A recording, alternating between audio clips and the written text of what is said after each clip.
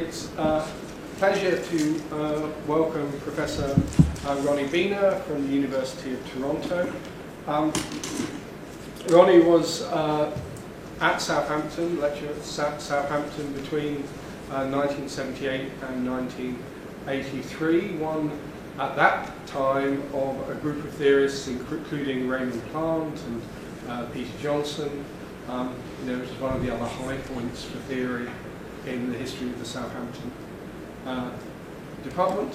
I'm happy to say we now have 6 political. That's amazing. That's fantastic. Yeah, and we felt lucky to have 4. So it's even better. It's a Stalinism. Yeah. Great. It's good. Whatever works. So it's great. Thanks for Ronnie coming over from Toronto, albeit it is very cold in Toronto, so that may help. And the title of the talk he's giving us tonight is Life in a World of Theocracy on the March. That's great. Okay, thanks so much. So it is really a big pleasure for me to be back in Southampton. I have very lovely memories from my 5 years here, and still old friends from my Southampton years. So it's great to be back. I'm very grateful to David for organizing the visit. I'll sort of reached a point in life where my reading glasses don't work anymore, and doesn't work with glasses or without, so I'll kind of do my best to kind of see what I've got here. Okay, human history is full of surprises. Who would have imagined that something called the internet would come along and comprehensively transform the inhabitants of this, how this planet relate to each other, not only culturally and socially, but even politically. In 1989, one had decent reason to believe that the age of totalitarian ideologies was definitively over, or at least that it would be banished for many generations. Who would have expected that a new totalitarian ideology, who would have expected such a thing to be a significant global player so soon? And who on earth would have predicted that ancient theocracy of all things would come to define the core of this new ideology? All these are astonishing developments. The problem of religion and politics is obviously still very much with us. For 35 years, we've had a stubbornly illiberal clerical regime in Iran. In Egypt, not long ago, we saw a popularly elected theocratic government, which was subsequently overthrown by what amounted to a military coup. Both Pakistan and Afghanistan are fighting deadly serious jihadi insurgencies with theocratic ambitions that may or may not be defeated. In Syria and Iraq, the jihadist movement that now calls itself the Islamic State, formerly ISIL or ISIS, aspires to a restored caliphate, and has been able to demonstrate with notable military victories against the Syrian and Iraqi regimes that those aspirations are not a wild fantasy. And anyone who read New York Times this past Sunday knows that there are now emerging ISIS or Islamic State franchises in Afghanistan, in Sinai, and probably most worryingly in Libya. And it's not just the Islamic State. Boko Haram in Nigeria is at least as bad, if not worse in some respects, and its territorial conquests have been no less sizable. So we presently have not one credible caliphate in the world, but it seems 2. No one surveying the scene in 2015 could confidently assert that theocracy as a possible regime has been banished to the past. Now, Islam gets most of the headlines, but the problem of contemporary theocratic politics is by no means limited to Islamic context. In Israel, both domestic politics and relations with the Palestinians are severely complicated by theocratic political parties. In the Balkans, we recently saw the Serbian Orthodox Church trying to scuttle an EU-brokered settlement between Serbia and Kosovo, or consider reports not long ago of radical Buddhist monks helping to incite anti-Islamic ethnic violence in central Myanmar. The last is perhaps especially disturbing. Certainly if one presumes that, one could easily presume that no religious tradition could be more politically benign than Buddhism.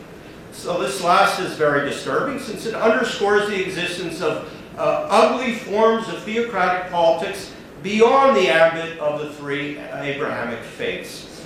It therefore teaches us that a theocratic potential exists in all of the world's religions, though one could draw the same lesson from, not just from Buddhism, but from Hindu nationalism, which also has theocratic potential. All of this, of course, demands urgent responses at the level of policy and practical judgment. But the renewed challenge of theocracy in our time also demands more considered intellectual responses at the level of moral reflection. For starters, we need to ask ourselves, once again, what defines a secular society? That is, a society founded on a principle of rejection of theocracy, and why we prize secularist principles as we do. Why is secularism for us in liberal democratic societies an indispensable civic good?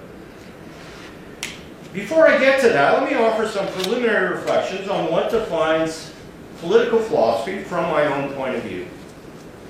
That should help to make a bit clearer why I think the voice of a political philosopher is a relevant one among the range of intellectual disciplines contributing to illumination of this topic.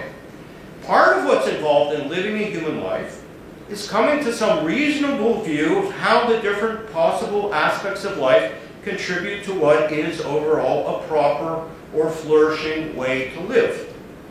All of us have an interest in living flourishing rather than non-flourishing lives, so we have a stake in reflecting on what renders a given shape of life one or the other, flourishing or non-flourishing.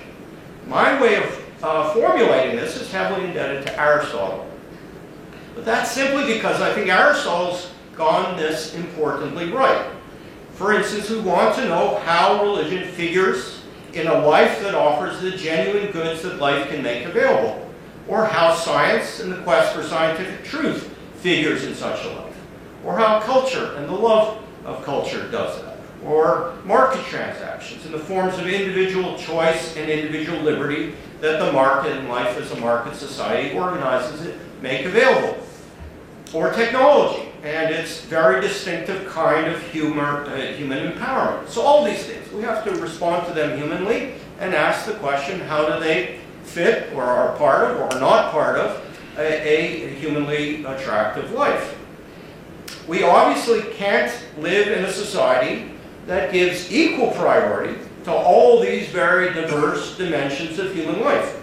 We have to make judgments among them. To live in a particular society is to privilege a particular cultural package. That's what it means to be a member of a society. As human beings, we have a stake in knowing in what respects our society has, so to speak, put its money on the right horse, and in what respects it hasn't.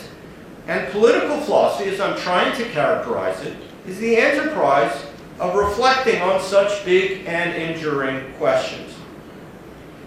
If such a form of reflection is capable of existing, it has to offer a very ambitious reflection on the ends of life, on what it means to be a human being, on what makes for a more meaningful or less meaningful type of human existence, on the human telos, to use the philosophical vocabulary that Plato and Aristotle used.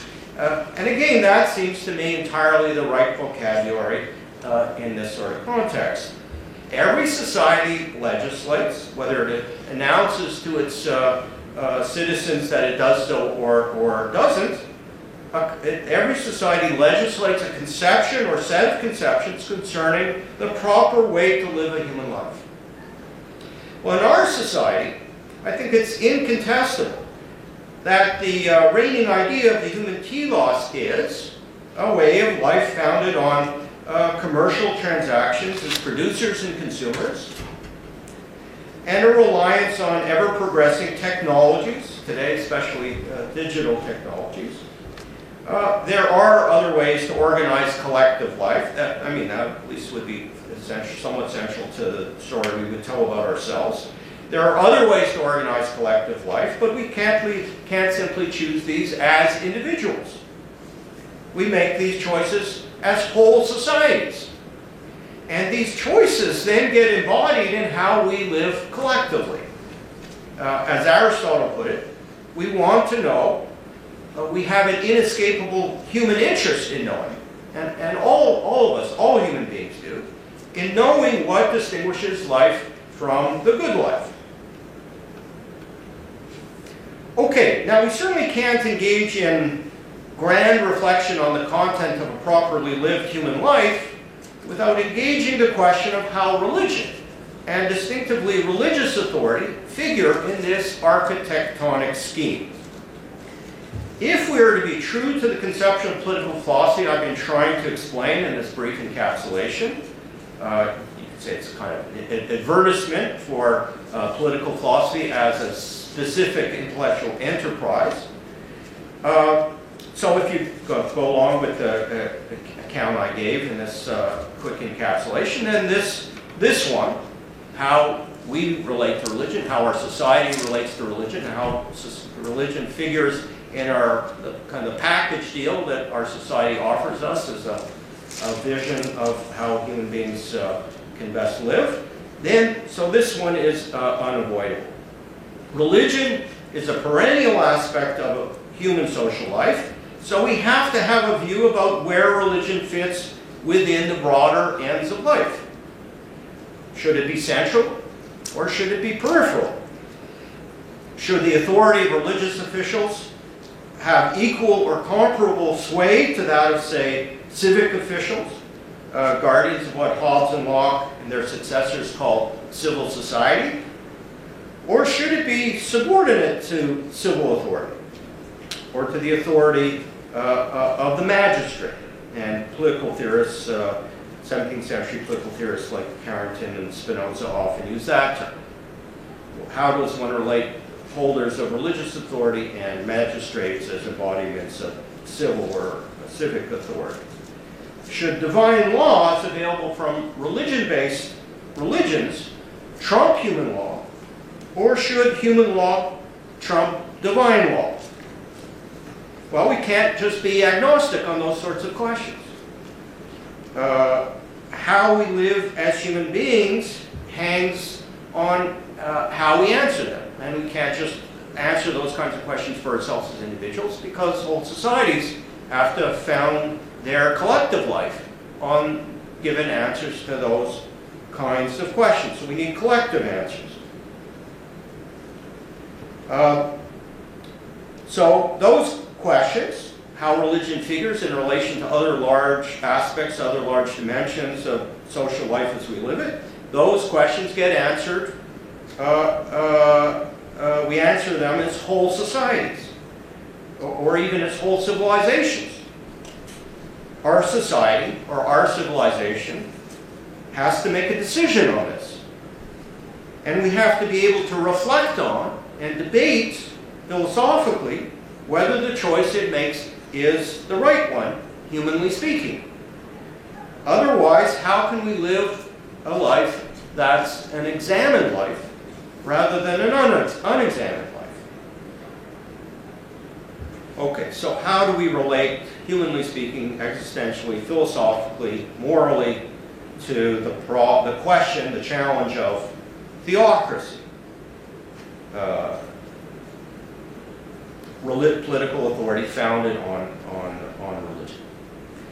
We have a classic statement of the theocratic idea in the Reverend Jerry Falwell's memorable line in his Independence Day sermon of 1976, that the idea that religion and politics don't mix was invented by the devil to keep Christians from running their own country. That is real theocracy, pure theocracy. To begin working through what is at issue here, Think back for a moment to the 2012 US presidential election.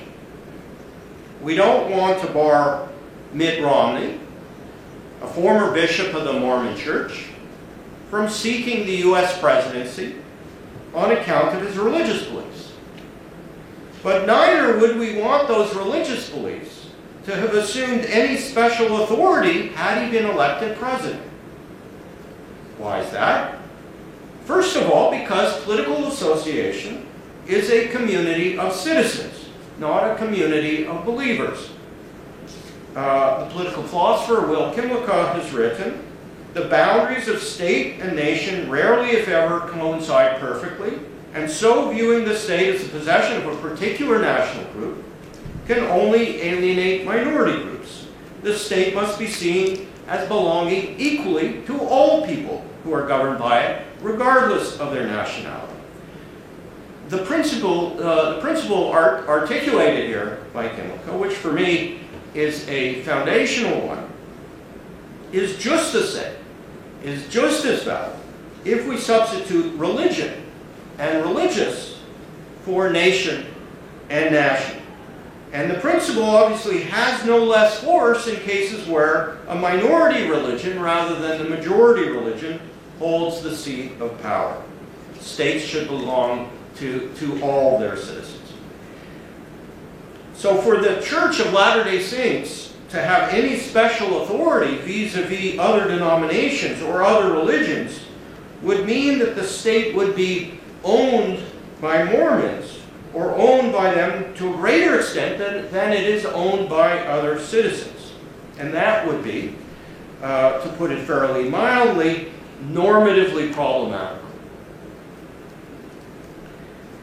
Okay, one's views concerning a proper and desirable negotiation in the relation between politics and religion inevitably draws upon one's general views about religion and about whether introducing religion into political, social, and moral matters tends to make things better or worse. So let me sketch my own views as briefly as I can, and then we'll go from there. Just put my cards on the table. I think my own view is that Christopher Hitchens went much too far with his notion that all religion is poison. Hitchens developed a harshly cynical reading of what Mother Teresa was really up to. But whether one buys that interpretation or not, there is certainly no question that there are believers motivated by their belief who do notable good works in God-forsaken and often extremely dangerous places in desperate need of their help. So that's one reason to qualify the view that religion is just poison per se, Hitchens' view. And before dismissing all religion as poison, we also need to weigh up, and again, I think he fell well short of giving this the moral weight it deserves, to weigh up the role of the black churches and the solidarities fostered by those churches in having made the civil rights movement possible. Arguably, the most impressive political movement of my lifetime. And if without the clerics who led and energized that movement, that great moment of 20th century politics is hard to imagine. So, and one needs to reflect and to acknowledge that the politics of the civil rights movement was clearly a kind of theocratic politics, since much of it was cleric-led. So one can't, be easy to say, well, all theocracy is bad, but then we have the civil rights movement. One has to concede that there was a theocratic dimension to that, not in terms of running states, but in terms of using religion to mobilize politics and to politicize people. So even if one is highly critical of theocratic politics, as I certainly am, one is at the very least duty-bound to acknowledge that there must be certain instances of good theocracy as well as bad theocracy. That is, one can't say that theocratic politics is by definition bad politics, even if one continues to believe that on balance, bad theocracy far outweighs good theocracy. Shared religion clearly provides a focus of communal loyalty and identity. And as people participate in these deeper identities, they can become willing to sacrifice their own comfort or security in ways that may be more difficult to elicit from us secularist types. So we sometimes see religion provide a foundation for forms of moral and civic heroism that are indeed worthy of admiration. One might even consider the hypothesis that there's a kind of amplifier effect, if I can call it that, associated with religion, exaggerating, so to speak, the moral tendencies that are already present, so that, in effect, this is the theory, I haven't done the empirical work of seeing whether it's plausible, but here's the theory, that religion makes good people better, and religion makes bad people worse. And the notion here would be that believing, this is the kind of logic behind the theory, even without the empirical testing, the notion here would be that believing that one knows what God expects of us tends to intensify human behavior, whether generous or wicked. Could go either way. Reinforcing our determination to, on the one side, care for the needy, in terms of good people, and to persecute the unfaithful, in terms of wicked people who are energized or motivated by religion. And if human nature being what it is, there tends to be a preponderance of human vice over human virtue. And that, again, prima facie is a plausible view, whether you try to back it up empirically or not. If there's a preponderance of human vice over human virtue, that would then offer an easy explanation of why, in the overall balance sheet of human life, the harm associated with religion is at least equal to its benefits. I don't think it's reasonable for anyone to argue that religion is solely a source of good or solely a source of harm. Clearly, it's a very complicated balance sheet. And determining exactly where the balance lies between the good that religion fosters and the harm that it does is anything but easy. Yes, the deeper identities and deeper solidarities elicited by religion sometimes make possible saintly good. But the very same deeper identities and deeper solidarities can also sometimes be mobilized on behalf of political evil, and we're finding examples of that every day on the front pages of our newspapers. One wishes that the topic for this lecture was less topical than it is, but alas, it's becoming more topical every day. And you all know what I'm referring to. Religion builds solidarities that often help people cope with the challenges of life, and sometimes even make them better citizens. But naturally, the question of whether religion contributes to useful solidarities is different from the question of the truth of what believers believe. Note that the same good effects pointed to by defenders of religion, schools, clinics, food banks, and so on, maintained by people with religious commitments, all of which are admirable, can in principle flow from a belief system that is cognitively worthless. So the fact that good consequences come out of that don't speak at all for the truth of religious belief. Suppose that a group of believers in astrology organize themselves into a church. This astrological church would no doubt build a solidarity network serving charitable and other good purposes, as churches generally do. It can't be denied that this would be a socially attractive outcome in that respect, but it would say nothing about the cognitive worthiness of the constitutive beliefs, the beliefs that made the church a church, apart from the good practices, good deeds that then generated. And here it's relevant to say that my own fundamental problem with religion is more on the intellectual side than on the moral side. For me, the fundamental issue is what it does to human dignity to believe things that are unworthy of belief.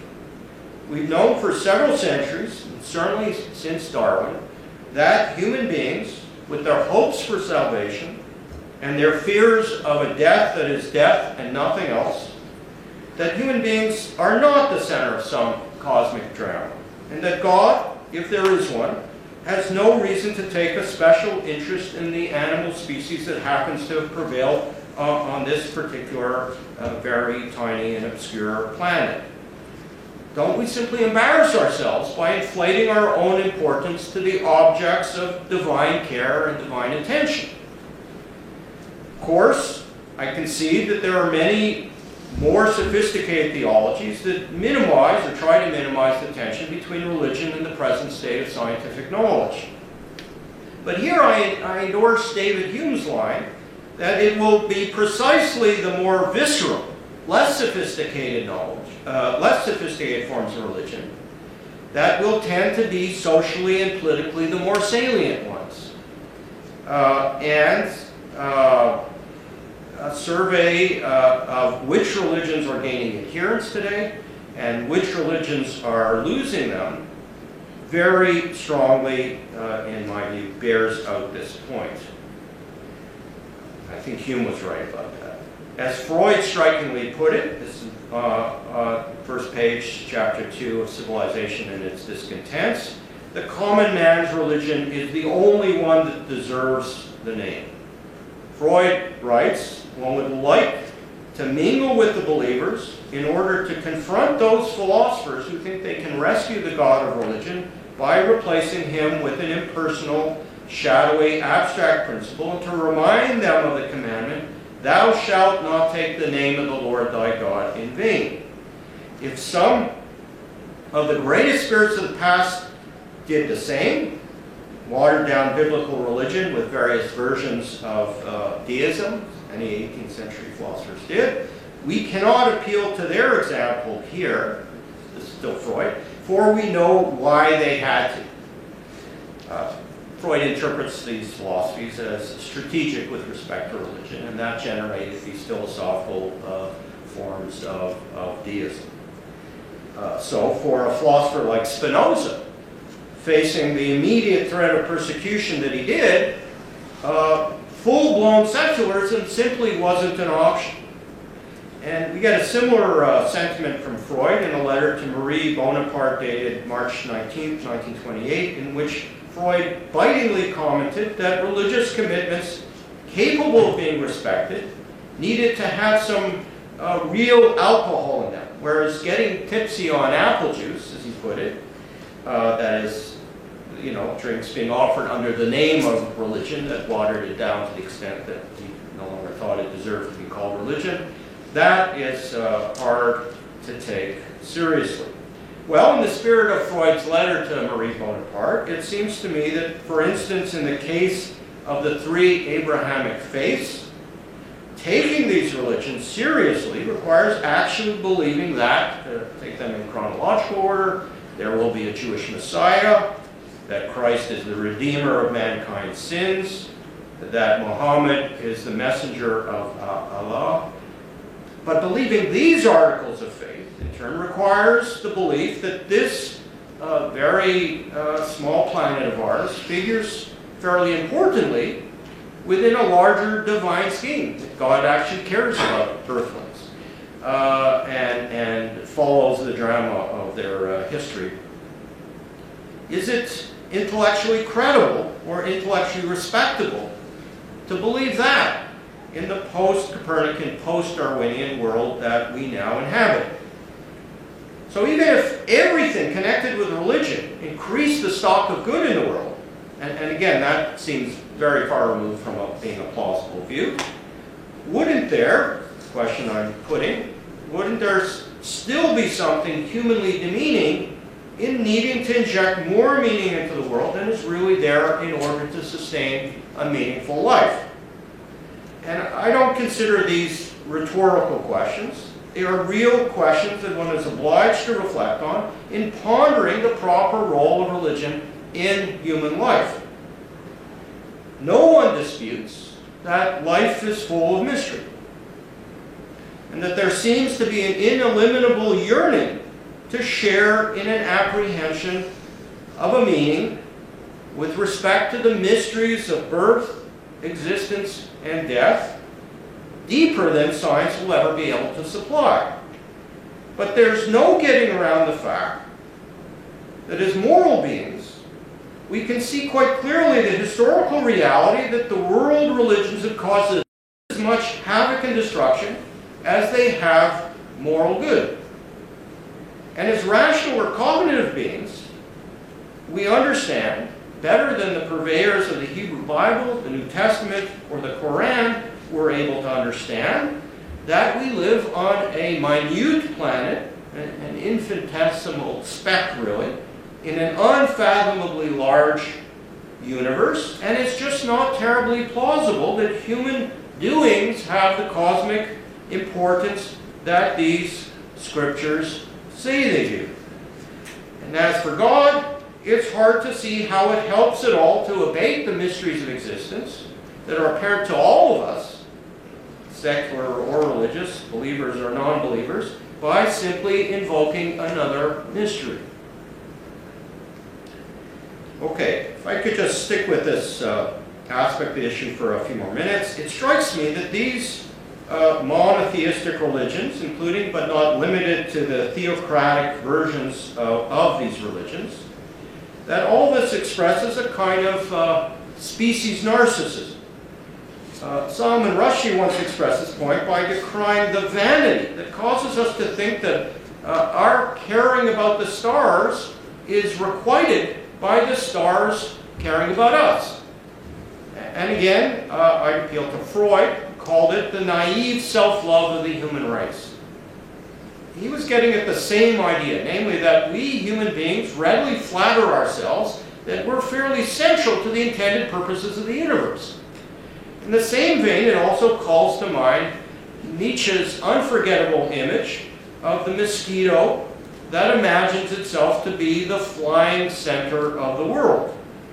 We want to reassure ourselves that our flight through cosmic space matters more, cosmically speaking, than the mosquito's flight through the same space. And regarding ourselves as objects of divine concern and divine expectations, this is what God wants us to do, this is what God wants us to be, does just that.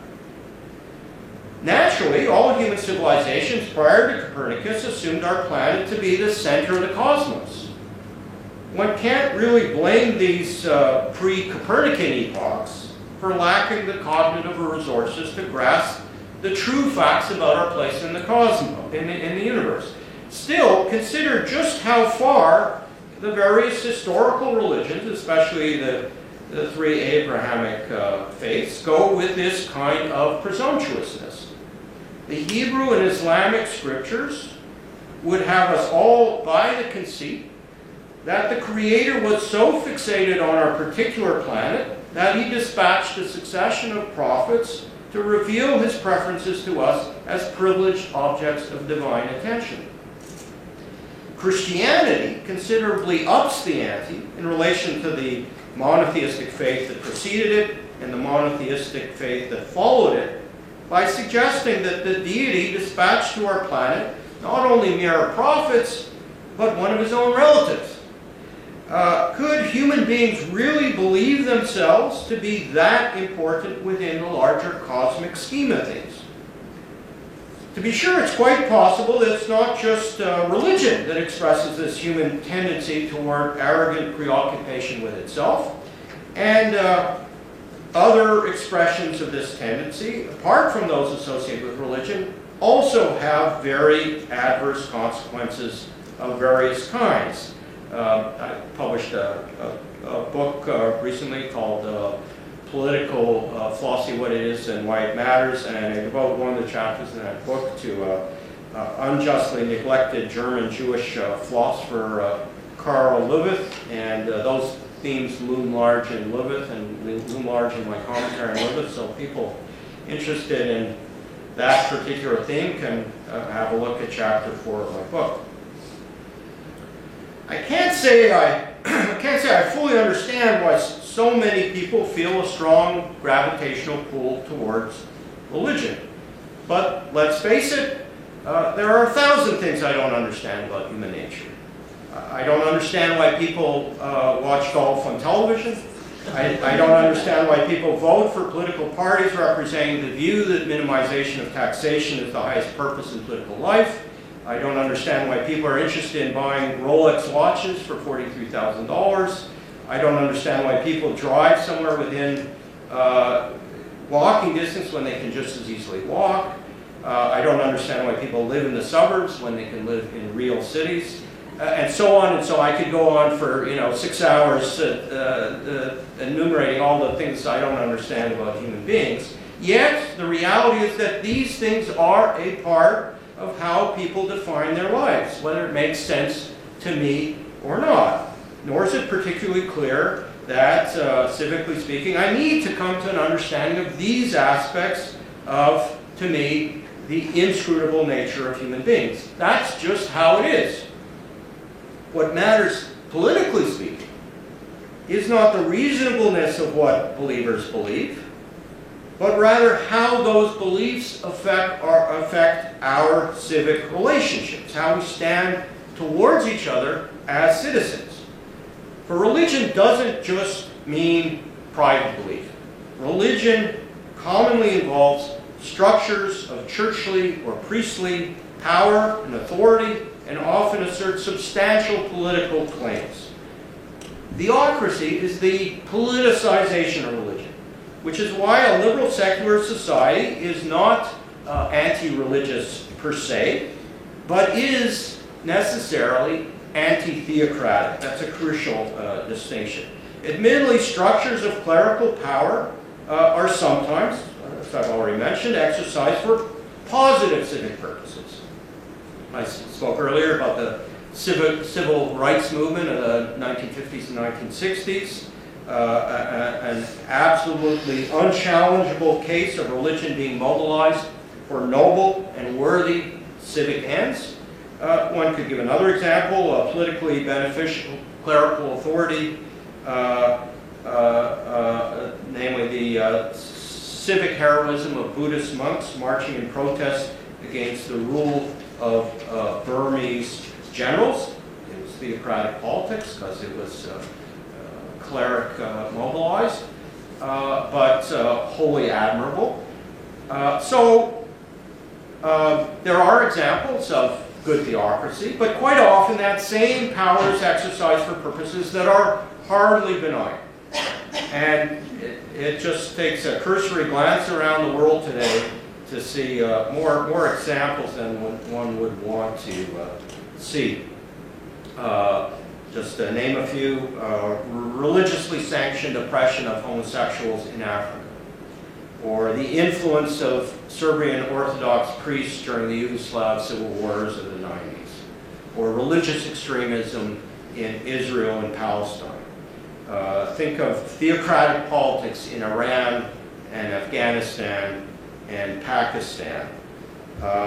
Think of the religious right in the U.S. Think of countless other places where clerical political power is being abused, that is helping to mobilize fear, hatred, and cruelty.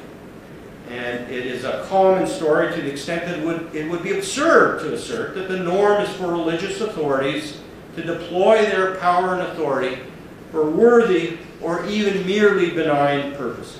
Reinhold Niebuhr, in a 1958 interview with Mike Wallace, packed a lot of wisdom into a short observation when he said to Wallace, "It is as difficult to get charity out of piety as it is to get reasonableness out of rationalism." Why do we pride ourselves on living in a secular society? We inhabit a society where women won't be arrested or perhaps lashed for wearing the wrong clothes or listening to the wrong music, where no one will be accused of blasphemy or heresy, where one group of religionists won't suffer pogroms at the hands of or have their villages razed by some other group of religionists. This apparently happens on a regular basis in Nigeria and other places, where gender equality won't be put out of reach by people appealing to sacred scriptures, and so on. In short, we live in a society where religion is largely privatized, where liberty of individual judgment is vastly expanded, and where religion's power of policing sexuality, historically one of the chief sources, surely, of religion's social and political power, where that power is dramatically curtailed. Well, admittedly, these are just familiar secularist pieties. And I don't want to pretend that they're other than that. But to the extent that we live in a world where theocracy still is, and will be for the foreseeable future, a political force to reckon with, and it seems to be more threatening every week, we could do worse than remind ourselves of these trite secularist pieties, and remind ourselves of why we began to cherish them in the first place. It's crucial that we avoid the kind of complacency where we fail to recognize the attainment of principled secularist norms as the political achievement of very large proportions that it really is. Another version of such complacency would be to assume that theocracy is a problem limited to the Islamic world, whereas in fact theocratic politics has shown itself to be a possibility even in the modern West. Myself, I've lived in two societies, pre-Quiet Revolution Quebec and also Ireland, where within living memory, or at least my living memory, depends how old you are, but within my living memory, politics was a priest-infested business, and neither of them were in any sense happy experiences. As Theodor Herzl said, in trying to imagine what a Jewish state ought to look like, priests should be confined to their temples in the same way that soldiers should be confined to their barracks. And the parallel drawn by Herzl impresses itself upon us all the more vividly when we again can think of present-day Egypt, where a military-dominated regime was replaced for 1 year by a theocratic regime, only to be deposed again by the military. So, alternation between military rule and theocratic rule. Neither of those is attractive. In short, as citizens, we share a substantial common good in sparing ourselves the distortion of political life associated with theocracy, whether Islamic, Hindu, Christian, or Jewish theocracy. And again, contemporary political life has given us samples of all of those. Interpretation of the world religions that are consonant with liberal and democratic citizenship, those interpretations do not pose a problem for political life. So again, the problem's not religion per se, the problem is religion that is not consonant with liberal and democratic norms of citizenship. The problem is illiberal religion, especially versions of illiberal religion with political ambition. So if you have illiberal religion and then you politicize that illiberal religion, well then you have theocracy, then you have something that is far, far worse. And let's make clear, religions that ground non-liberal or anti-liberal views of life cannot be simply legislated away. They needed to be submitted to a process of reciprocal democratic engagement. Yet the exercise of comparing the present-day state of liberalized religion, so notable example, Anglicanism in England, compare that with illiberal religion, so you could take Anglicanism in Africa, and asking which is vibrant and which is declining, that kind of comparison should give all of us pause. Relevant here is the story that Mark Lilla tells us in his book, The Stillborn God. Rather than liberal theologies having permanently succeeded in removing the sting from the problem of religion and politics, which is partly what they were intended to do, the early 20th century saw substantial backlash against liberal or rationalized versions of Judeo-Christian religion, generating neo-messianic theologies. For example, those of Karl Barth, Franz Rosenzweig, and Ernst Bloch, those cases examined in the latter part of the Stillborn God, that then feed into the darkest currents in 20th century politics. And of course, we're now seeing some pretty dark currents in 21st century politics, and in some respects, they're kind of repeating the story, but this time focused more on Islamic religion. The moral of the story that Lilla tells, in any case, which is an intensely sobering one, is that whatever it is in human nature that draws human beings towards religion appears to be less than fully satisfied with thoroughly liberalized versions of religion. That links up with the view I quoted earlier from Hume.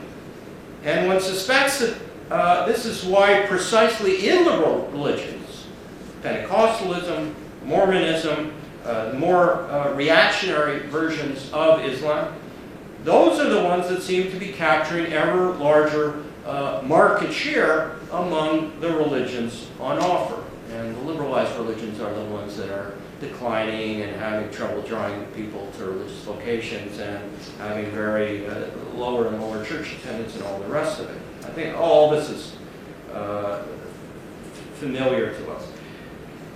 It's also worth reflecting on the possibility that what typically elicits strong religious commitments is not the specific beliefs about creation, about salvation, about the nature of the divinity, and so on, but simply the longing for moral direction. That is, one seeks a larger framework that instructs one in fairly clear terms about how to conduct oneself towards sexual issues, family norms, and one's social obligations more generally. If this thesis is true, or even true in significant measure, then it would go a long way towards explaining the trend that we have noted, namely the preponderance of illiberal religions among those that seem to be flourishing today. And conversely, the preponderance of liberal religions among those that are sagging. None of us knows where the universe comes from or why it exists. Theists don't know, atheists don't know, agnostics don't know, none of us knows. So, for any group of people to come forward and say, not only do they have privileged access to the source of the universe, but they know what rituals it wants performed and what moral codes it wants to see prevail, well, that's both a colossal presumption, morally and intellectually speaking, and also a colossal and potentially extremely dangerous claim to power and authority. Therefore, it has to be resisted when asserted as a basis of civic privilege. On the other hand, we have a duty, it's not a moral duty, but a civic duty, not to express contempt for the sincerely held beliefs of our fellow citizens. We have no choice but to take our fellow citizens as we find them and give them civic space to communicate their political opinions in a manner corresponding to their actual beliefs. And I'm aware that there's something of a tension between the two sides of the issue I've tried to articulate.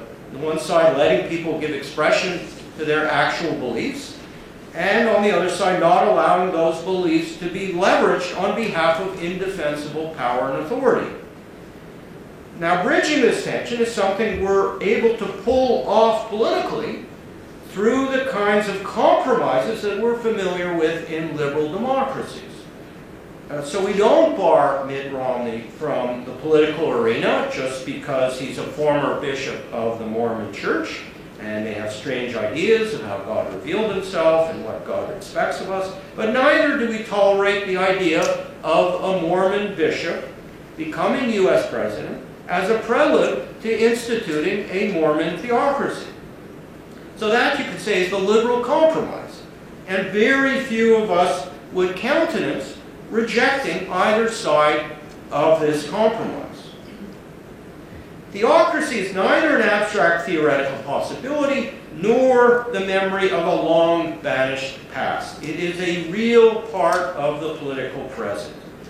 In certain circles, it's become fashionable to speak of post-secularism, as if secularism had now, in some sense, become outdated, in need of a cultural sequel, just as modernism had to be succeeded by postmodernism, rather than, I think it is, something that has to be perennially, that is secularism, something that has to be perennially struggled for and defended.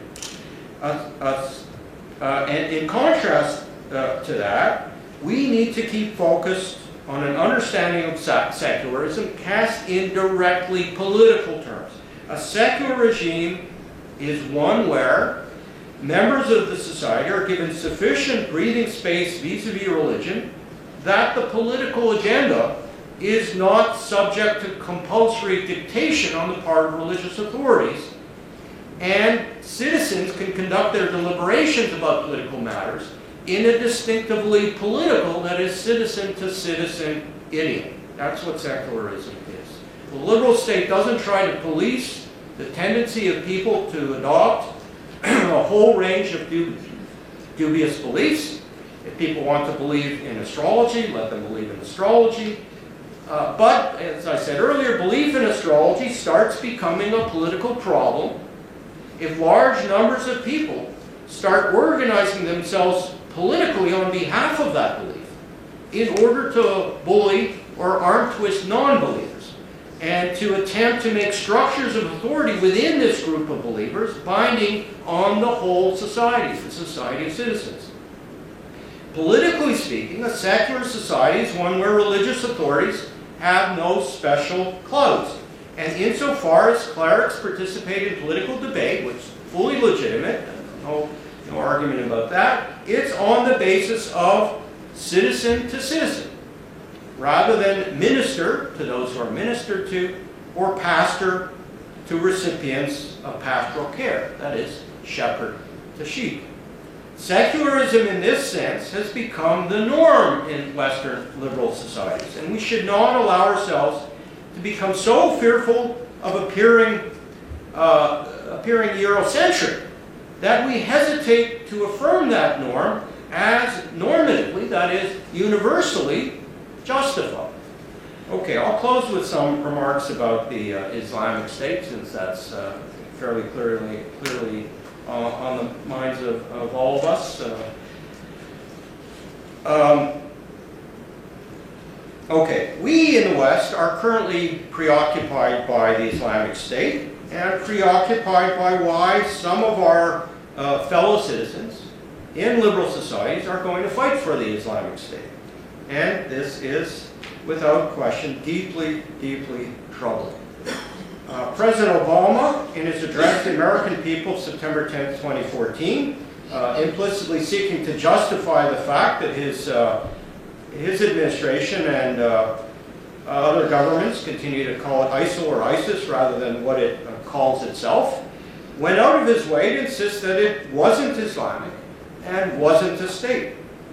In fact, they more recently, I think, started calling it Daesh, since easy to figure out, the S in the acronym ISIL, no less than the ICE in IS, in Islamic State, asserts a claim to statehood. So whichever of those three acronyms you use, you're conceding statehood, whichever of those you use. So now I think American officials started calling it Daesh. But first, with respect to Obama's statement that it wasn't Islamic and wasn't a state. Well, first, if the self-declared caliphate of Abu Bakr al-Baghdadi and his followers wasn't starting to look like a state, we wouldn't have a coalition of Western and Arab states mobilizing itself for war, fighting war against it. And second, the fact that Barack Obama had an Islamic grandfather doesn't really equip him to decide the theological question of what is more authentically Islamic. The Islam of contemporary liberal Muslims, or the Islam of the conquering caliphs of early Islamic history. God doesn't speak directly to any of us. So it's an intrinsically open question whether he prefers the liberal Muslims of today or the illiberal Muslims of the 7th century. And that in itself gives us insight into why it's problematic to base political claims on theological claims, whether one's religion is a theocratic religion or a non-theocratic religion. So the idea that God demands that we desist from all wars, if you have a kind of religiously founded pacifism, well, that's problematic for the very same reasons. It's politically problematic because it's epistemologically problematic, basing its politics on something that's intrinsically unknowable. We can't know the will of God, so basing your politics on that is a kind of groundless politics. Naturally, we all cheer on the Muslim liberals and are repelled and disgusted by the barbaric crimes of the jihadi Muslims. But the idea of an Islamic caliphate spread by the sword is not an ideological fiction. The fact that this history, it's part of the history of Islam, stretches back many centuries does not annul it as history or turns it into something ideologically invented. Yet even if the jihadists could somehow vindicate their lunacy as authentically Islamic, whatever that might mean, that would not carry us a millimeter closer to conceding to them on the entirely different question of whether their vision of human life is normatively desirable. It's often claimed that the way to make sense of the threatening jihadi ideologies we now see in Pakistan, Afghanistan, and the Middle East is on the basis of a root causes analysis. That is, in terms of the grievances against the West felt by the poor and marginalized in the Islamic world. But does such a mode of analysis penetrate deeply enough into the positive attraction exerted by these ideologies, which evidently have the troubling capacity to draw into their orbit individuals who are middle class and citizens of prosperous and powerful societies such as our own? No doubt the vast majority of Muslims are as repelled by the crimes of the Islamic State as non-Muslims are. But one of the things that distinguishes Islam as a world religion is its historical emergence coincident with the conquest of a world empire spread by the power of the sword.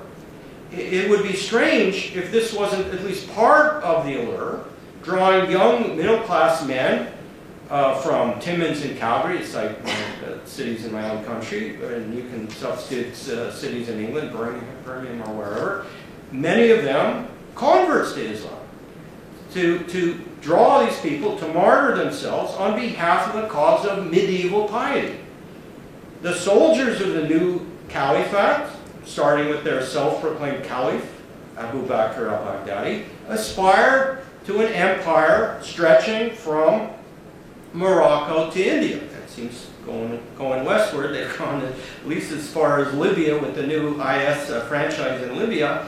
And it is crucial to their conception of their own mission that this is an intended reclamation of past glory, not merely a newly invented ideological vision. So it's not like communism where you're just projecting some utopian future. It's trying to restore something that did indeed exist historically. They haven't invented that. Unlike Al-Qaeda, the Islamic State is not just a furtive gang of terrorists, but an appreciable army of conquest on the march. Hence closer to earning the label of Islamofascism, controversy applied by writers like Christopher Hitchens and Martin Amis to an earlier generation of jihadi Islam.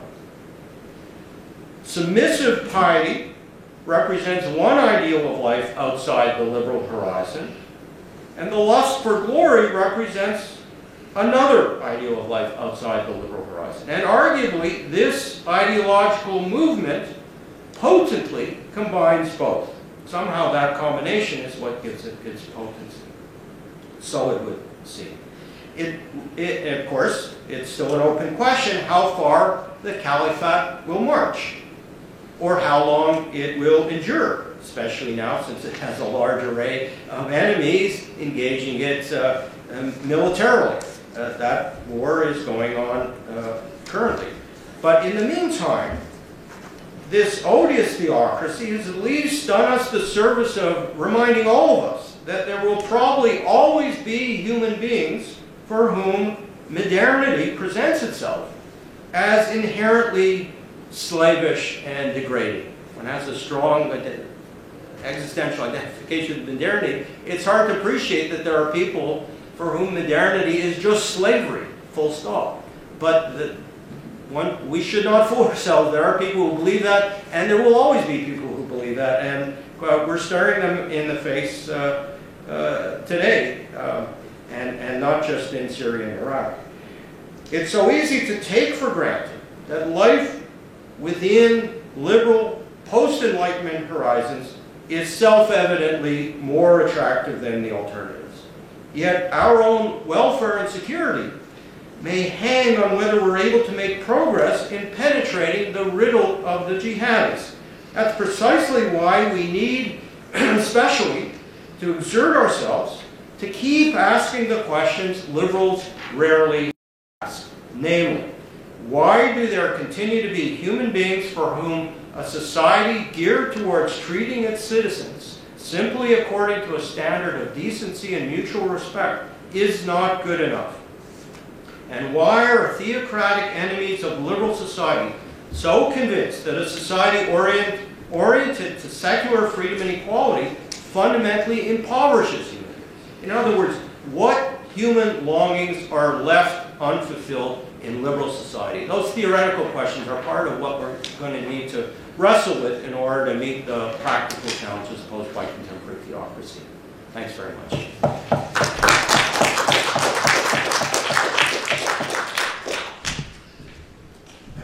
Thank you very much for an extremely provoking talk, and well done, particularly given that I managed to leave the bottle of water for you Oh, I don't in need water. my office. Not a problem. Okay, so we have 25 minutes for questions, comments, queries, explosions. No. Tracy. Lonnie, thank you. I'm not sure if that was a Païen or a Threnody, but we'll see. Yeah. I have if you'll excuse me, a correction, a remark, and then a question. Okay. The correction is there were heliocentric theories before Copernicus, Okay. Aristarchus, and a whole bunch of them. So it's not Sure. though he was important. No, that's a significant direction. Thanks. The remark is there are systems which I think you would think of as theocratic, 17th century Boston, which, however, would expel people from their midst who held that God had talked to them, because they knew perfectly well that God doesn't talk to anybody, and you can't make that claim. So when Anne Hutchinson, Roger Williams are expelled from Boston, it's for civic reasons on the part of what you would probably call a theocratic society. So Right. it has to do a lot. There's a lot of theological questions here, Oh, sure. but you've covered that. Well, one wouldn't want to think there's only one kind of theocracy. So No, that's right. No, we see in the yeah. world today there are theocrats fighting with each other, so they Yeah. obviously have different No, views. it's interesting because it is probably bad theology, at least for Christians, Right. to think that you can know what God wants because of, I can go into the argument if you want, though a lot of Christians, of course, think they do. Yeah. But that's Yeah, a separate right. question. The question Well, is this. yeah, you could just kind of very simply say, well, good theology is one that doesn't get too carried away with itself and thinking it knows what God wants, and bad theologies are ones that think that. You can, But it would be hard to give people lessons about how to live, let alone how to order their political life, unless you had some notion that, I mean, if it's religiously. well, that's why you Yeah. have a community of saints. But What's that? A community of saints. is Yeah, simple. uh-huh. But the question is this: you've talked a lot about what theology, what theocracies in religion are connected to. What is secularism connected to for you? And one thing that comes to mind immediately is it's connected to a certain notion of rationality and of science and of scientific progress and of controlling the world. Now, you get people like Nietzsche, Weber, Heidegger, who will argue that in fact the logic of secularist rationality scientism is not, in the end, different from the logic of theocracy. It is a vision of how to control the world, and since we're about to create an ecological disaster consequent to it, why are you so enthused about secularism? Well, it's an ambitious question, and well, it's not one question. There's a whole package of questions there. So, one question is, celebrating secularism as a political vision is bound up with celebration of, other aspects of contemporary life, science, scientific rationality, and, et cetera. Are those necessarily good No, things for you?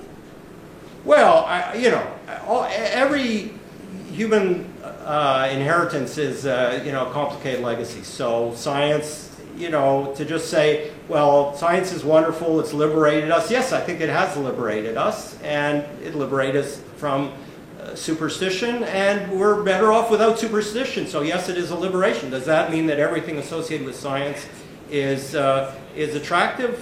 Surely not. It may lead to the end of the species. That is, a very bad outcome of something that, in some respects, is crucially liberating for human beings. So it's hard to just say, well, just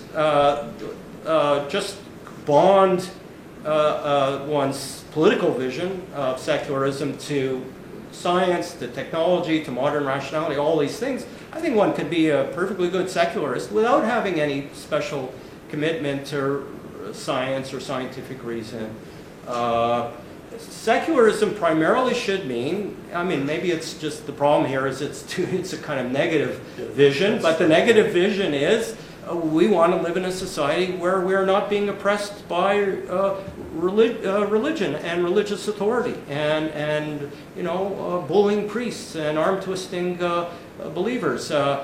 That's the primary meaning of secularism, and we don't have to talk here about jihadi Islam. We can just talk about 1950s Quebec. It was not a good society for Quebecers to belong to as citizens because it was oppressive, and that's quite apart from any grand claims about modern science and scientific reason as a privileged form of rationality. You don't have to commit yourself to any of those things. You want to live in a society that's not an oppressive society, and religion has proven it has tremendous potential for oppressing people, and it's continuing to oppress people. That's what has to be pushed back against. As for Nietzsche and Heidegger and Max Weber, obviously one has to have a very serious philosophical engagement with those three, and you and I are both kind of participating in that as a long-term project. You couldn't just, some 3-minute response is not going to do justice to the kind of philosophical response that is needed. But it seems to me a little outrageous to say that post-Enlightenment rationality is on the same level of any kind of religious authority you care to name. I think there are reasons why scientific rationality, post-Enlightenment rationality has developed the kind of cultural authority it currently has. There's a story that can be told with respect to intellectual liberation and also with respect to cognitive adequacy. We understand things about the world that previous epochs, very much in the grip of religious authority, were incapable of appreciating. That is a liberation. That's an intellectual liberation. It's an unhappy situation if it has the consequence down the road that we destroy ourselves as a species, and we can't rule that out. But I think there are significant differentials in cognitive validity, cognitive plausibility, and there, if science has a lot of authority within our culture, there's a reason for that, and I wouldn't just. I would not be so quick to defer to Nietzsche and Heidegger on this. Yeah. I didn't think so. No. Yeah, I had a similar thought, because maybe you can explain, because something I didn't understand. During your lecture, you referred to, you used the notion of the cosmic scheme of things to emphasize what you called our species narcissism. And then I thought, well, aren't you begging the question? How do you know what the cosmic scheme of things is, right? And then you say later in the lecture, no one knows really if there is a cosmic scheme of things, whatever the cosmic scheme of things might be. And then I thought, well, I don't know how you escape then a similar type of problem this gentleman down here, who I don't know, raised the problem of foundationalism, and that is you're trying to build this edifice about secularism. You're trying to make it appear as if it's not built on anything very much. But tell me what the cosmic scheme of things is. It's grounded in something, and I don't know how you justify that any more than anybody justifies the existence of God. And then doesn't that leave the whole thing open for religiosity and religion, because we just don't know, Yeah. can't explain. It is a mystery why we're here and what we're in and what this is all about. And the other thing, just one more thing I thought was that morality is part of the world, and so is religiosity. People believe in religion, and they live in this universe, right? And it's a fact. I think we could probably, most of us in this room, accept that. So I don't know how we even devise a language to talk about it, because it is a part of the universe. It seems to be a part of the cosmic scheme of things. So I don't, anyway, those are problems I had with your lecture. Well, I think it was in some ways related to what was, yeah. Tracy was saying. I think what we need as human beings is a lot of humility.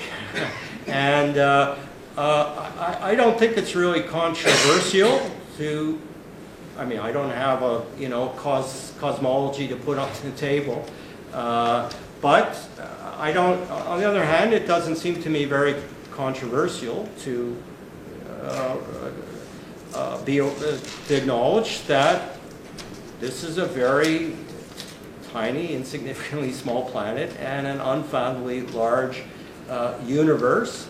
And so relative to that, which I think are just kind of simple facts, the idea that God would be so focused on our planet such that he, it would matter to God what course human history took to send messages, to send revelations, to dispatch prophets, to entangle himself with the destiny of our paltry, puny little planet. It's similar to Tracy in the sense of, well, okay, I'm calling for humility, but there's a kind of arrogance built into that because I think I know the way the universe is. Ronnie, if you're omnipotent, it's not a big deal to take care of a small, insignificant planet. Yeah, okay, but why us? I mean, maybe he's got his fingers, in every planet. There's inhabited planets all over the universe, and God's got his fingers in all those pies. Maybe. I think that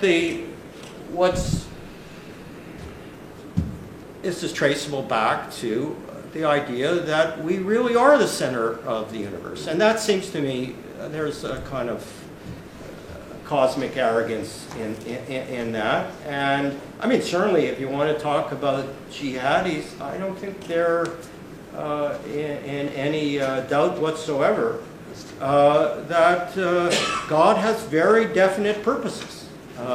He doesn't want Yazidis to live, for instance. He doesn't want Shiites to live. He wants them to die. And these people are the agents of that divine purpose, that the earth should be purged of infidels. The earth should be purged of apostates. So these people have to be wiped out, and these people conceive themselves to be agents of those divine purposes. They're not implementers of their own purposes. They are intermediaries of some purpose of the universe, and God is the creator of that universe. Well, is it not possible for me to say that there is some insane arrogance in thinking you are God's agent in that way? So I want to get as far away from that as possible. Somehow I want to find, I don't know if it requires foundationalism, I don't know if it requires privileging scientific rationalism, I don't know what it requires. I just want to get away as far as possible from that kind of arrogance. I want to find a place of humility where I am not, such wild ideas are not, I don't get such wild ideas into my head and then start massacring people in order to put them into practice. I don't see really why it requires any particular kind of foundationalism. I mean, except insofar as I was saying in the beginning of the lecture, well, of course, all human beings have to have privilege, some idea of what it is to be human. You can't just say, well, I abstain, or I'm agnostic on the question of the ends of life. Any idea of being human has to privilege something, and we as individuals have to do that. Societies have to do that. That doesn't put them all on the same level. I mean, if post-Enlightenment view of the universe is, an assertion of power or something on the same level as any other view of the world, well, then I think then we're sucked into a kind of nihilism that we have to avoid being sucked into. And there has to be, you don't have to call it foundationalism, but you have to have some basis for privileging sanity over insanity, privileging humility over arrogance. That's what I'm associating with secularism. I've got a couple more and then up there. So here at the front. Yeah, I thought it was a great speech. The only thing I would query is you cited like the civil rights movement, right? And I think the influence of religion on those things are purely coincidental. What I mean by this is, I think it's just the coincidence that the people who are leading it, such as Martin Luther King, happen to be religious. And, I don't think that I think if someone wants to murder people, etc., they're it's not like anyone's ever looked at the Bible and said, thou shalt not murder, and then thought, oh, I'm not going to do that anymore. So it's so with the civil rights movement, I think you have to look at more of the reasons of why people reached in the first place. And that's obviously a legacy of slavery. It's also a legacy of the fact that black people, for instance, couldn't form trade unions, they couldn't form political parties, etc. So that was the only way that people could get any kind of organisation. So I think in terms of like people doing good thing in the name of religion, I think it is purely a coincidence. Well, but it seems to me a little odd to say it's just a coincidence. It could have been something else or funneled through some other way of building solidarities. I mean, once you've told the kind of story you started telling, then, well, there's a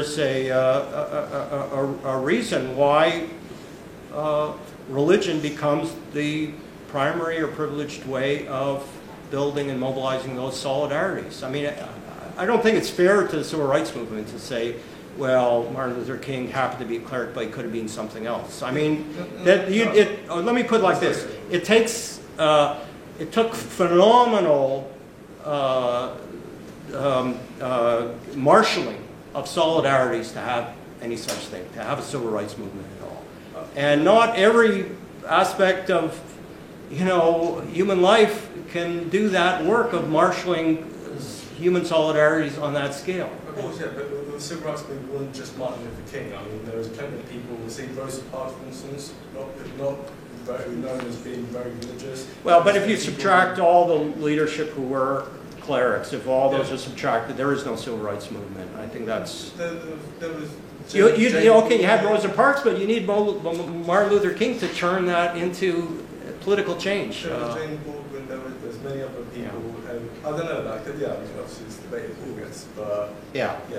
I don't think that it was because the same people as Martin Luther King could have turned to the Bible as inspiration, but the white people who were segregating him also turned to the Bible. Sure. To justify Oh, absolutely. Absolutely. Yeah. No, I totally agree with that.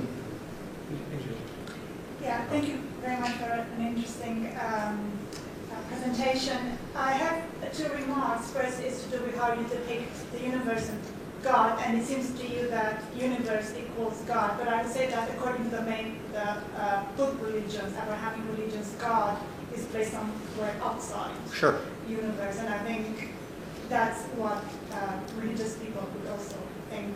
Right. And secondly, it seems to me that you draw a clear distinction between secularism, which is scientific, is based on rationality is a force for good, and then obviously religion is going to be irrational, it's based on superstition.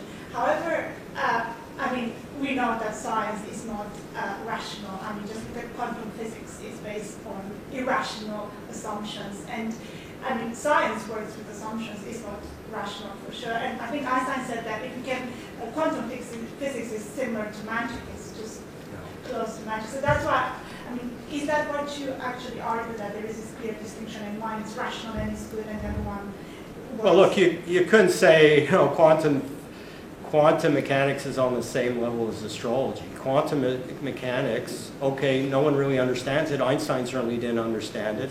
Everyone scratches their head as to how it could be true, but it is true, or it has validated itself beyond the point where it can really be also 16 decimal places. Yeah, it is. Only on the micro level. It passes every test. Now that it's being discovered as well. I don't think I'm not a physicist, I'm not a theologian, but I'm not sure one's doing justice to quantum theory to say it's irrational. It is, the world is very mysterious, and somehow quantum theory captures some of that mysteriousness. So in that sense, it's not that science loses any of its cognitive validity. I think that cognitive validity is very well founded, and and has gathered greater and greater with greater and greater impressiveness established its cognitive plausibility. Does that mean therefore we live in a universe that's not mysterious? I mean, of course, that's nonsense. Science is a way of figuring out what defines that mysteriousness, and Demystifying. yeah. I think quantum mechanics just showed us that the world is weirder than we thought. It's weird. It's very basically. weird. We live in a very weird universe. Yeah. Anyway. Nobody can test that. Thank you very much. By coincidence, I happen to be reading the religious historian Karen Armstrong. Right. She wrote about 54 years ago. Right. She ascribes to the Hebrew prophets, to the Buddha, to Socrates, who all lived in much the same era. Yeah. A view which is that the center of religion, and all of these characters were, in my understanding of the term, religions. Yeah. She says that the center of it, and she ascribes this to various thinkers, subsequent commentators, that the center of it is not belief, but practice. Right. And central to the practice is humility, compassion, etc., etc. These familiar virtues, which I guess would also be familiar to Aristotle. And so there's a question whether religion is to be equated with belief rather than practice. Right. I have a question about that. And then I was attracted to a phrase that you used. You used it several times, cognitive adequacy. I mean, you didn't define it further, but I thought, well, cognitive adequacy seems to relate to the essentiality of conversation and to the essentiality of evidence, or some sort of conversation between conversation and evidence. Conversation and evidence. Evidence. Yeah. Which brings... Evidence has to be part of it. In other words, it seems to me that there is actually a sort of parallel or an internal relation between the humility, static ignorance, Right. and the same ignorance that drives science. The admission that we don't know. Right. So mystery is in the center of all of these preoccupations. And what strikes me about the religion that you're describing as the majority persuasion, which attracts so many people, is that it claims to know. Yeah. Right. Which is the same cosmic arrogance. Right. But the ancient traditions, I think, are not arrogant in the same way. Yeah. Well, that may well be, and so the history of Christianity is not what Christianity was at its origin. It's not the gospel. It's become something else, and it's not necessarily the best that was at the origins of Christianity that then defines the history of Christianity. I mean, it's interesting that, I mean, I'm kind of very focused on, in terms of, you know, the moral and political, philosophical dimensions of this, you know, the 17th century. That's where there really was an intellectual effort to renegotiate the relationship between religion and society.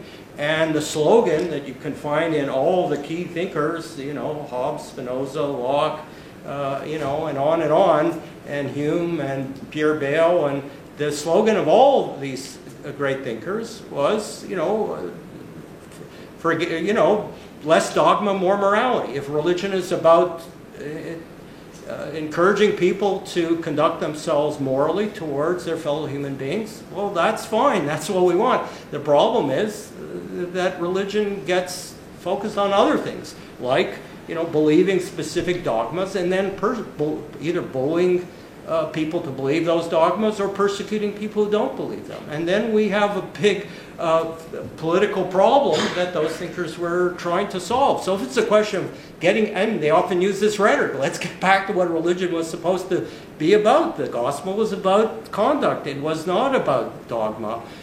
So it may well be that it's a question of leading the religion back to what it was supposed to be about to begin with. I mean, that's what these thinkers say. You know, they're all kind of trying to bring about secularism, but they you know, it's a question of religion perhaps getting sidetracked in directions that then have very unhappy political consequences.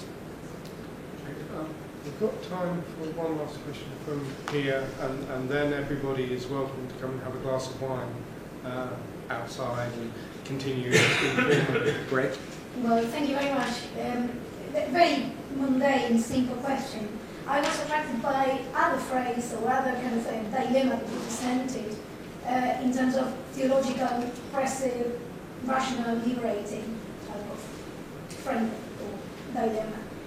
And with that in mind, how would you characterize or how would you understand liberation theology, for example, or third world priests? Or could that be a synthesis between those kind of dichotomical concepts that you placed? Or how would you, I mean, that comes from a different tradition philosophically, but also theologically. So how would you place that? Well, I think people are attributing to me dichotomies that didn't really loom as much in the talk as hearers seem to hear in it. You know, I think the basic point with respect to something like liberation theology, you know, it's kind of justice-based religion. So it's kind of similar case to the civil rights movement that you know, what is at the core here, humanly speaking, is to work for a society that's more just rather than less just. Well, why would one object to that? I mean, the Pope did. The Pope did. Yeah, well, yeah, for reasons that, again, relate to things that are not just about morality and justice and good conduct, but relate to dogma and clerical authority and all these, the bad aspects. I mean, the question to be raised with respect to religion is, does it promote good citizenship or does it promote bad citizenship? If you have moving towards a society that is to a greater extent an embodiment of justice, then that's good religion. A bad religion is one where citizens are more submissive to authority, where they're more superstitious, where they, you know, it's more about imposing authority than about acting well towards one's neighbors. You know, so that would be my response to liberation theology. It's not that there's some kind of, you know, grand dualism, and it's a question of, you know, bridging these two dualisms. I don't really see my I don't see the account in those terms. And let me just, Alan also had a question about cognitive adequacy, which I didn't answer, so maybe briefly answer that. So I don't have any grand account to offer. I'm not a scientist, I'm not a philosopher of science. it's just a kind of pretty, you know, prosaic, commonsensical thing that, you know, we all know more or less that you know, Newton's physics was wrong and Einstein's physics is right, and or at least Newton's physics were in need of correction by Einstein's physics. And you know, any sensible person choosing between those wouldn't say, well, I plump for Newton. You know, it just makes no sense. You know, the scientific enterprise is a serious enterprise, and you know, involves testing and evidence and theories and coherence, and you know, and ultimately, Newton's theory is incoherent, and Einstein's theory is coherent in a way that Newton's wasn't. I mean, it was only, you know, Einstein's physics were incoherent only at the margins, you know, but you know, incoherent enough that it needed some dramatic new theory to correct that marginal incoherence. And you know, you can't just kind of flip a coin between them. You know, one is veridical, captures the truth of the universe in a way that the other doesn't. I mean, even if Newton just got things wrong by a sliver, that sliver matters massively for our understanding the universe. And you know, so to say, well, we can't talk about cognitive adequacy, it just makes no sense to me, even without, you know, pulling out of my back pocket some ambitious philosophy of science or something. Okay. I'm really restraining Oh, myself. yeah. Well, you've got the wine session to reply to me, so. I will restrain myself. You want to plump for Newton, is that it? No. Okay. Although actually Newton really didn't get anything wrong. It didn't extend to a whole range of. Well, it's another way of saying the same thing. areas. Yeah, it's another way of saying the same thing. He was good for medium-sized dry goods. Yeah, sure. No, I agree. Sure. That's what I meant by saying he was marginally, you know, in need of expansion, let's say, rather than in need of correction. It's the same thing. So I've just finished reading a nice biography of Newton, so it's on my mind. Oh, okay. Anyway, let's thank Ronnie very much for a very stimulating, interesting.